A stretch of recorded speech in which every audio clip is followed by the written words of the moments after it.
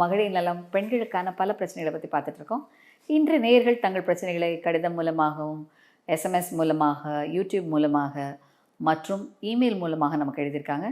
நேயர்களின் சந்தேகங்களுக்கான விளக்கங்களை இந்த நிகழ்ச்சியில் காணலாம். முதல்ல ஜெஃபினா குமார் என்ற நேயர் எழுதியிருக்காங்க. Ma'am, I married 3 years back. 3 வருடத்துக்கு முன்பு திருமணமானது.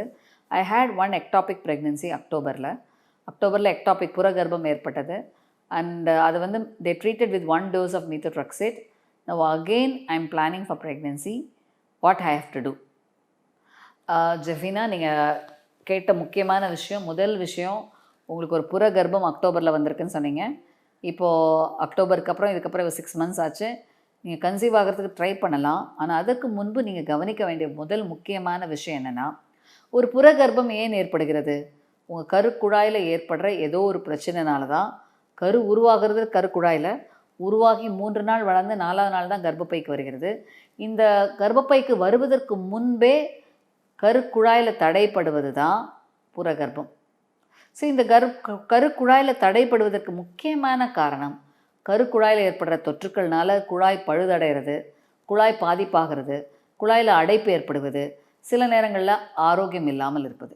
ஸோ இந்த மாதிரியான ஃபெலோப்பியன் டியூப்ஸில் ஏதாவது ஒரு ப்ராப்ளம் இருந்தால் தான் இந்த டியூப்பில் ப்ரெக்னென்சி ஏற்படும்.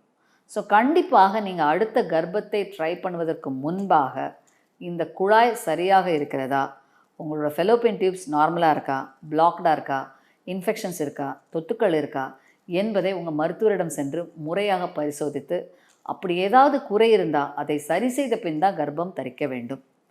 ஒரு முறை புறகர்ப்பம் ஏற்பட்டால் அடுத்த ப்ரெக்னென்சி புறகர்ப்பம் ஆகிறதுக்கு 10 மடங்கு வாய்ப்புகள் இருக்குது. ஸோ கண்டிப்பாக இந்த புறகர்ப்பம் ஏற்பட அதிக வாய்ப்பு இருப்பதுனால நீங்கள் கூடுமான வரைக்கும் உங்களுடைய கருக்குழாயோட கண்டிஷன்ஸை முறையாக பரிசோதித்த பின் கருத்தரிக்க முயல்வது என்றும் சிறந்தது. ஸோ இது கண்டிப்பாக நீங்கள் தெரிஞ்சுக்கணும். சரினா?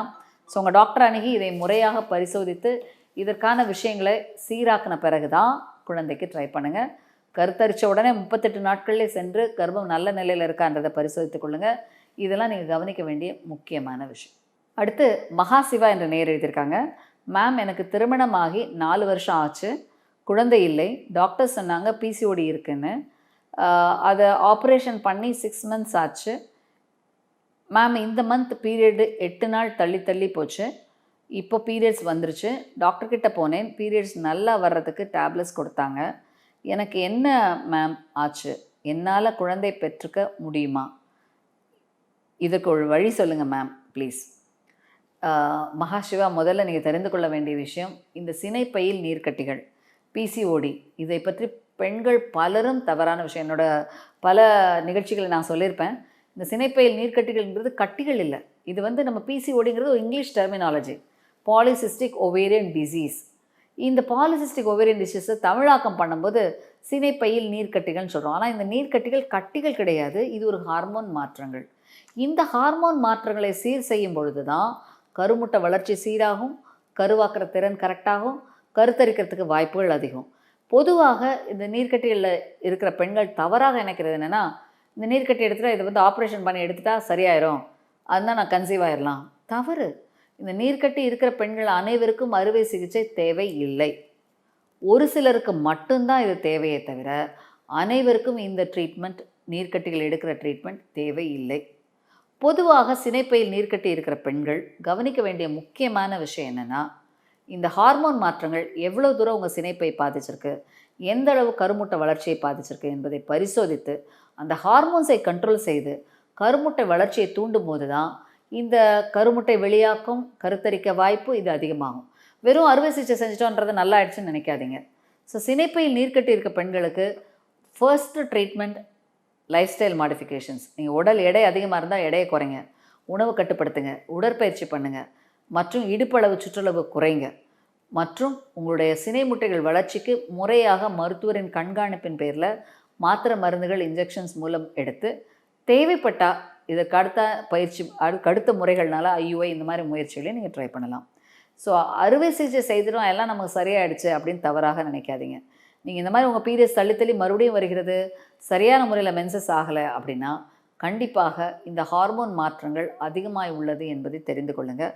இதனை இன்னும் தேர்ச்சி பெற்ற இதில் நிறைய எக்ஸ்பீரியன்ஸான டாக்டரிடம் சென்று உங்களை பரிசோதித்துக் கொள்ளுங்கள். பலரும் இந்த நீர்க்கட்டினா உடனே எல்லாருக்கும் ஒரு ட்ரீட்மெண்ட், எல்லோரும் லேப்ரோஸ்கோப்பி அப்படின்னு எந்த டாக்டர் சொன்னாலும் எடுத்துக்கொள்ளாதீர்கள். முதல்ல இதை பற்றி பலவிதமான நல்ல எக்ஸ்பீரியன்ஸான எக்ஸ்பர்டைஸ் டாக்டர்கிட்ட போனால் இதற்கு தெளிவான ட்ரீட்மெண்ட் முறைகளை கொடுப்பாங்க. ஏன்னா பல நேரங்களில் நீர்க்கட்டினா எல்லோரும் நினைக்கிறது உடனே நீர்க்கட்டியா மாத்திரை சாப்பிட்டா இன்ஜெக்ஷன்ஸ் போட்டால் ஸ்கேன் பண்ணால் சரியாயிடும். தவறு. அதற்கான நுணுக்க முறைகளை பார்க்கும்போது தான் இயற்கை முறையில் கருத்தரிக்க வாய்ப்புகள் அதிகம். சினைப்பையில் நீர்க்கட்டி இருக்க பெண்களுக்கு 100க்கு 96% முறையான சிகிச்சை முறை கொடுத்தா கண்டிப்பாக 10 மாதத்திற்குள் இயற்கையிலே குழந்தை பேறு பெற முடியும். தேவையில்லாத அறுவை சிகிச்சைகளை செய்யவே தவிர்த்து கொள்ளுங்கள். தேவைப்படும் போது அதனை முறையாக தேர்ச்சி பெற்ற மருத்துவரின் பரிந்துரையின பேரில் தான் இதை செய்து கொள்ளுங்கள். இதுதான் நல்லது. அடுத்து பவித்ரா என்ற நேயர் எழுதியிருக்காங்க. வணக்கம் டாக்டர், மாதம் வரும்பொழுது ரத்தம் கட்டியாக வந்தால் நல்லதா, இல்லை என்றால் தண்ணீர் மாறி வருவது நல்லதா? எனக்கு 40 வயதாகிறது. பதில் தரவும். உங்கள் ஃபோன் நம்பர் ப்ளீஸ். பவித்ரா, இந்த நிகழ்ச்சியின் முடிவில் ஒரு தொலைபேசி எண் வரும். அந்த தொலைபேசி எண்ணுக்கு நீங்கள் தொடர்பு கொண்டு உங்கள் சந்தேகங்களையோ இல்லை நேரில் காண்பதற்கு நீங்கள் அப்பாயின்மெண்ட்டோ பெற்றுக்கொள்ளலாம். நீங்கள் கேட்ட ஒரு விஷயம் மாதவிலக்கு வரும்போது கட்டியாக செல்லலாமா? ஒரு மாதவிலக்கு வருவது என்பது ஒரு பெண்ணில் பெண்ணோட கர்ப்பப்பையில் ஒரு முக்கியமான நிகழ்வு. இந்த மாதவிலக்கு வரும்பொழுது ஸ்ட்ரெப்டோலைசின் சில லைசின்ஸ் நம்மளுடைய எண்டோமெட்ரியல் லைனிங்லேருந்து வெளியாகிறது. ஸோ ரத்தம் உறைவதற்கு சில உறைவுத்தன்மை பொருட்கள் நம்ம உடலில் இயற்கையாகவே இருக்கும். எங்கே நீங்கள் ப்ளீட் ஆனாலும் பார்த்தீங்கன்னா கொஞ்சம் நேரத்தில் பிளட் கிளாட் ஆயிரும். அதே மாதிரி ஒரு ப்ளீட் ஆச்சுன்னா கூட அந்த இடம் கிளாட் ஆயிரும். ஏன்னா அந்த கிளாட்டிங்க்கு ஒரு சில மெக்கானிசம்ஸ் இனிஷியேட் ஆகி கிளாட் ஆயிரும். அதுதான் பல விதத்தில் கட் இன்ஜுரிஸ், ஏதாவது ஒரு சர்ஃபேஸ் இது ப்ராப்ளம் இருந்தால் அதை சீல் பண்ணுவதற்கு இந்த கிளாட்டிங் ரொம்ப ரொம்ப முக்கியமான ஒரு விஷயம். ஸோ பல நேரங்களில் இந்த கர்ப்பப்பைக்குள்ளே ரத்தம் கிளாட் ஆகாமல் இருப்பது என்று நல்லது. ஏன்னா கிளாட் ஆனால் அது உள்ளே அடைத்து விடும். ஸோ இந்த வெளிவருகிற உதிரம் லிக்விஃபை ஆகுவதற்கு ஸ்ட்ரெப்டோலைசின் அப்படின்ற இந்த என்சைம் ரிலீஸ் ஆகுது நம்ம கர்ப்பப்பையில். இந்த லைசின்ஸ் என்சைம்ஸ் இந்த கிளாட்டிங் மெக்கானிசத்தை லைஸ் பண்ணி உதிரம் ப்ளீடிங் ஆகுவதற்கு நல்ல முறையில் முடியும். ஸோ இந்த வகையில் பல நேரங்களில் நார்மலாக ஒரு பெண்ணுக்கு எப்பயுமே ப்ளீடிங் வாட்டரியாக தான் வரும். ஆனால் இந்த ப்ளீடிங் ஆகுற அளவுக்கு அதிகமாக இருந்தால் பல நேரங்களில் இந்த உறையிற தன்மை இல்லை, அந்த லைட்டிக் என்சைம்ஸோட அளவு போதுமான அளவுக்கு இல்லாத நிலையில் உதிரம் அதிகமாக வந்தால் கிளாட்டாக போகும். ஸோ ஒரு பெண்ணுக்கு உதிரம் கிளாட்டாக போகிறது என்றால் ப்ளீடிங் அதிகமாக இருக்கிறது என்பது முக்கியமான ஒரு விஷயம். ஸோ அதனால தான் நாங்கள் மென்ஸ்ட்ரல் ஹிஸ்ட்ரி கேட்கும்போது எத்தனை நாள் ப்ளீடிங் ஆகுது, கிளாட்ஸ் அப்பப்போ பாஸ் ஆகுதான்னு கேட்போம். கிளாட்ஸ் பாஸ் ஆகுதுன்னா அந்த என்சைம்ஸோட லெவலை விட உங்கள் ப்ளீடிங் அதிகமாக இருக்குன்றது அர்த்தம். ஸோ உங்களோட உதிரப்போக்கு எப்பொழுதும் வாட்டரி தண்ணீராக இருப்பது எப்பொழுதும் நல்லது. கிளாட்டிங் வருகிறது என்றாலே உள்ள ஏதோ ஒரு பிரச்சனைகள் இருக்கலாம் என்ற சந்தேகம் ஏற்படுகிறது. மெனரேஜியான்னு சொல்லுவோம். அதிகமாக உதிரப்போக்கு ஏற்பட பெண்களுக்கு தான் கிளாட் ஆகும் சொல்லுவோம். ஸோ இந்த விதத்தில் கண்டிப்பாக உங்கள் பிளட் கிளாட் ஆகி மென்சஸ் ஆச்சுன்னா மருத்துவரின் பரிசோதனை செய்து கொள்வது நல்லது. கர்ப்பப்பையில் கட்டி இருக்கலாம், சில நேரம் ஹார்மோன் ப்ராப்ளம் இருக்கலாம், சில நேரங்களில் கர்ப்பப்பையோட உள் சுவர் திக்கனிங் ஜாஸ்தியாக இருக்கலாம், இது ஹைப்பர்ப்ளேசியான்னு சொல்லுவோம். இந்த மாதிரியான பல விஷயங்கள்னாலையும் இந்த உதிரப்போக்கு அதிகமாக ஏற்படலாம். ஸோ கண்டிப்பாக ப்ளீடிங் வாட்டரியாக போவது நல்லது. கிளாட்டிங் வருதுனாலே மருத்துவ பரிசோதனை கண்டிப்பாக தேவை. மகாசிவா. அடுத்து பவித்ரா என்ற நேயர் எழுதியிருக்காங்க. Doctor, please put a video for vaginismus problem. Even physicians also don't know about the problem. இதே மாதிரி இதே கேள்வியை மிஸ்டர் சார்லஸ் சேவியர் என்ற நேரம் எழுதியிருக்காங்க. ஸோ பொதுவாக இந்த வெஜினிஸ்மஸ் என்பது வீடியோ காண்பிக்கிற பிரச்சனை அல்ல. இதற்கு தேவை 3 விதமான ட்ரீட்மெண்ட். முதலில் இதற்கான முறையான பரிசோதனை. ஸோ கண்டிப்பாக மருத்துவர் பரிசோதனை இல்லாமல் வெஜினிஸ்மஸை கண்டுபிடிக்க முடியாது. 1. 2வது, வெஜினிஸ்மஸ் 2 காரணத்தினால வரலாம். 1 மன அழுத்தத்தினால வரலாம், மன பயத்தினால வரலாம், உறவு முறைகளில் ஏற்படுற பயத்தினால வரலாம். 2 ரியலாகவே ஏதாவது உள்ள ஒரு பிரச்சனைகள்னால வரலாம்.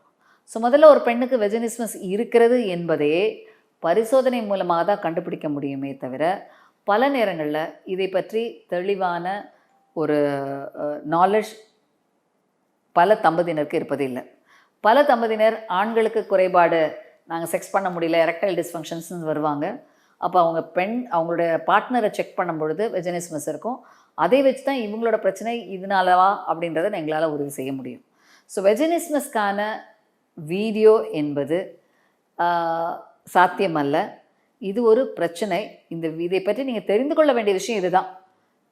திருமணமான பின் தாம்பத்திய உறவு பண்ண முடியாத தம்பதியினர், அன்கன்சுமேட்டட் மேரேஜ் சொல்லுவோம்.